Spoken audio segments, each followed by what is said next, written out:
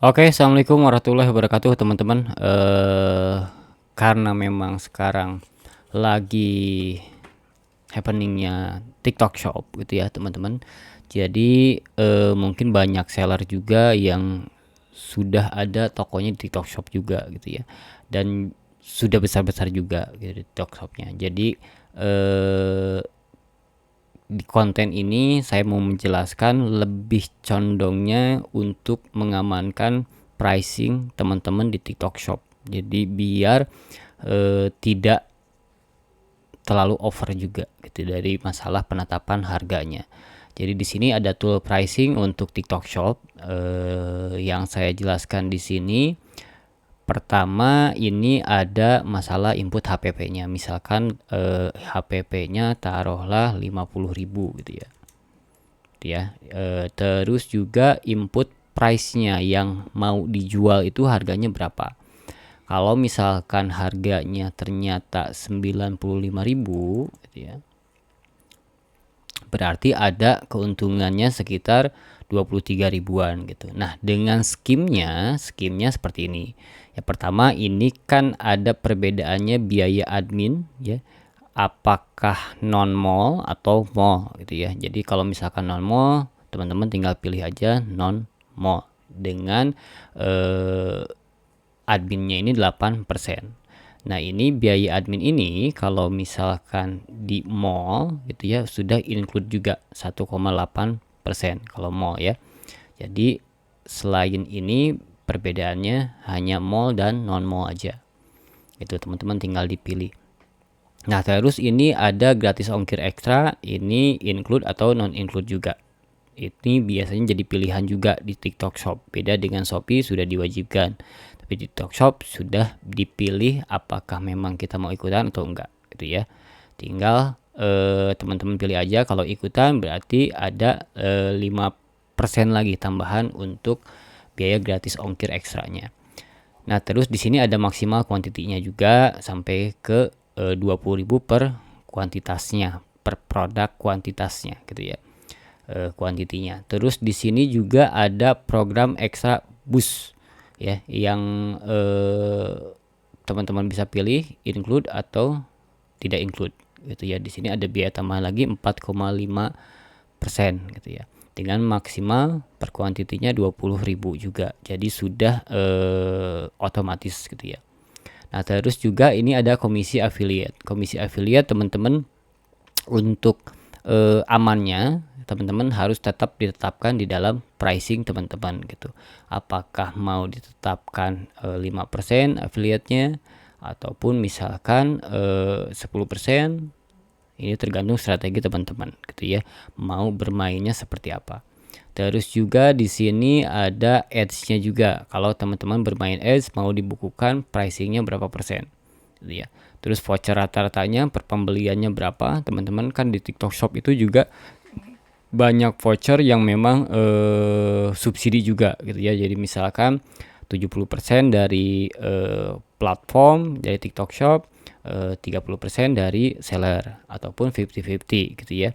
Yang pasti banyak voucher yang memang di support juga oleh platform juga gitu ya. Tidak hanya oleh seller semua.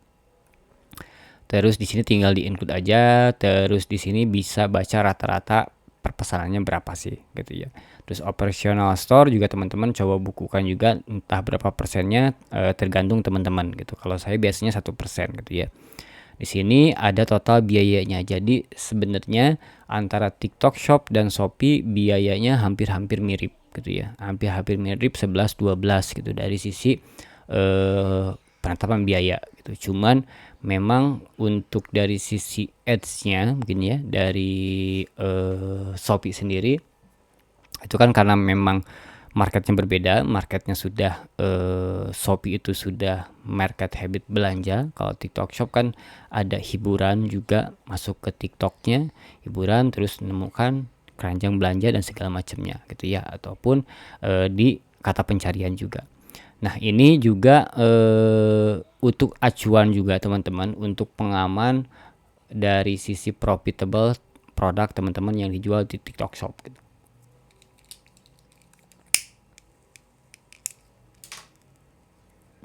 Nah, kenapa harus dibuat seperti ini? Kenapa harus dihitung juga pricingnya? Biar teman-teman juga punya tolak ukur juga, punya strategi juga apa yang mau dijalankan. Apakah strateginya teman-teman misalkan dengan affiliate 20% gitu ya, iklannya teman-teman nol, misalkan bisa seperti itu. Ya, untuk menjaring afiliator karena di TikTok Shop sendiri banyak banget affiliate yang mau jualan gitu ya. Dan juga ketika toko kita memang masih baru gitu ya, itu otomatis tidak akan pernah dilirik oleh afiliator yang sudah profesional ya. Profesional di sini dalam artian menggantungkan hidupnya atau hari-harinya memang dia sebagai afiliator gitu ya. Kalau misalkan banyak juga afiliator yang amatir, amatiran ini tidak menggantungkan hidupnya atau misalkan kerjanya sebagai afiliator gitu. Jadi biasanya hanya sesekali dia bikin konten gitu ya. Jadi tidak continue dia bikin konten ataupun misalkan tidak setiap hari dia bikin konten. Biasanya hanya sewaktu-waktu dia bikin konten gitu ya. Jadi kalau misalkan memang teman-teman masih toko baru, bisa teman-teman juga untuk memancing afiliator bisa dengan komisinya 20% gitu ya. Nah, untuk teman-teman afiliator juga gitu ya. Jadi jangan sampai berburuk sangka terhadap seller juga. Kenapa jangan sampai berburuk sangka? Biasanya kan ada rame juga di TikTok, hati-hati terhadap seller yang menurunkan komisinya gitu ya. Nah, menurunkan komisi sebenarnya itu dari awal dia membangun toko itu cost yang dikeluarkan itu lebih besar gitu teman-teman ya. Jadi teman-teman afiliator jangan sampai buffer juga kalau misalkan menemukan seller yang ternyata komisinya diturunkan. Bukan berarti dia itu curang gitu ya, tapi dia juga memakai strategi di awal juga. Jadi misalkan pertama dia pasang 10% gitu ya. Ketika memang penjualannya sudah oke, dia turunkan jadi 8%, itu wajar-wajar aja teman-teman gitu ya. Jadi karena sebenarnya dari sisi seller itu kan lebih rapuh teman-teman, lebih rapuh dalam artian dia ada beban barang juga gitu ya, beban produksi juga, beban biaya karyawan juga gitu ya. Jangan sampai dikreditkan bahwa sellernya bermain curang, enggak teman-teman gitu ya, karena memang saling membutuhkan antara afiliator dan seller itu memang saling membutuhkan. Jadi kalau misalkan ada komisi yang diturunkan wajar-wajar aja. Jadi teman-teman tinggal pilih aja produk di seller tersebut itu mana yang komisinya lagi dikencengin tuh. Biasanya kan kita pakai strateginya kalau misalkan produk new itu komisinya agak besar. Ya kalau misalkan produk yang sudah fast moving itu komisinya pasti lebih kecil dari produk yang new gitu. Nah, kenapa dibuat seperti itu teman-teman? Karena memang sebenarnya profitable si seller ini sangat bukan terganggu, memang benar sih sangat terganggu banget, terganggu dengan masalah biaya admin dan layanan teman-teman. Jadi biaya admin dan layanan seperti teman-teman lihat juga sangat besar gitu teman-teman, hampir berapa persen tuh kalau di total bisa nyampe hanya rata-rata 20%an lah kalau di pembulatan gitu. Bayangkan teman-teman, yang produksi gitu itu tidak akan mungkin ngambil profitnya 20%. Biasanya seperti itu. Biasanya jago-jagonya itu 10%an. Ya. Nah, sedangkan kita terbebani dengan biaya layanan yang cukup mahal. Biaya layanan di marketplace Shopee ataupun misalkan TikTok Shop memang mungkin regulasi pemerintah juga. Jadi memang dari sisi biaya layanannya harus seperti itu gitu teman-teman. Jadi kalau dari sisi seller sih memang sangat jadi beban banget ya, karena memang profit yang dihasilkan itu dengan biaya layanan biasanya lebih besar biaya layanannya daripada profitable-nya. Nah, teman-teman bayangkan kalau misalkan yang jualan gitu ya, terus profitnya ternyata lebih besar dari si platform, itu kan wajar. Tapi kalau sebaliknya, nah itu yang tidak wajar gitu teman-teman. Nah itu pun saya juga ngingetin ke semua seller juga gitu ya, jangan sampai apa ya, tidak ada hitung-hitungan gitu teman-teman. Jangan sampai teman-teman juga menjual ketika tidak dihitung dengan biaya layanan, itu hasil akhir cash flow-nya mungkin terlihat oke, ya, cash-nya karena memang barang terjual terlihat oke, karena memang cut off-nya agak susah untuk di marketplace itu karena ada biaya yang ada penjualan yang masih dalam pengiriman gitu ya. Itu bisa jadi bumerang buat teman-teman. Biasanya yang jadi toko tutup itu ketika cash flow-nya terlihat bagus, ya, terlihat oke, tapi hasil akhir profitable-nya ternyata nggak ada gitu ya. Jadi menyusut, makin menyusut. Ya, penjualan terlihat bagus, terlihat banyak, tapi profitnya tidak ada. Nah, itu dilema seorang seller teman-teman. Jadi teman-teman afiliator pun harus menyadari itu teman-teman ya. Jadi jangan sampai juga teman-teman afiliator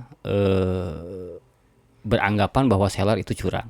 Tidak teman-teman ya. Jadi seller itu sebenarnya ada hitungannya juga bagaimana caranya untuk profit gitu ya. Kalau jangan sampai karyawan yang di seller tersebut itu juga kan ada beban untuk digaji dan segala macam. Intinya strategi turun naik komisi itu sebenarnya wajar-wajar aja teman-teman. Jadi jangan sampai dianggap kecurangan oleh afiliator, tapi sellernya memang punya strategi juga dan wajar aja untuk menurunkan atau menaikkan komisinya. Karena bukan apa-apa, ada beban yang di setiap produknya, ada beban di setiap operasionalnya. Nah, itu kan kalau teman-teman afiliator menjual produknya tidak ada beban apapun ya, hanya beban iklan mungkin. Tapi kalau misalkan seller itu ada beban cost produksinya juga, ada beban karyawan juga gitu ya teman-teman. Itu ya, paling itu aja penjelasan tool calculate pricing TikTok Shop. Saya cuma mau ngingetin intinya biaya layanan dan apapun jenisnya gitu ya. Ini kalau misalkan extra boost ini sebenarnya 4,5 ini khusus untuk hari campaign aja. Untuk hari biasanya lebih murah sebenarnya. Cuman biar amannya saya ratain aja semua hari campaign gitu teman-teman. Jadi biar aman di sisi pricing teman-teman seller gitu ya. Jangan sampai teman-teman seller ini yang sudah effortnya besar dari sisi operasional toko, mengirimkan barang, packing barang, mengirimkan barang, memastikan barang tersebut juga sampai ke ekspedisi yang bersangkutan, tidak salah ekspedisi, dan ketika effortnya sudah besar, jangan sampai juga profitnya tidak kelihatan gitu teman-teman. Itu aja paling teman-teman. Wassalamualaikum warahmatullahi wabarakatuh.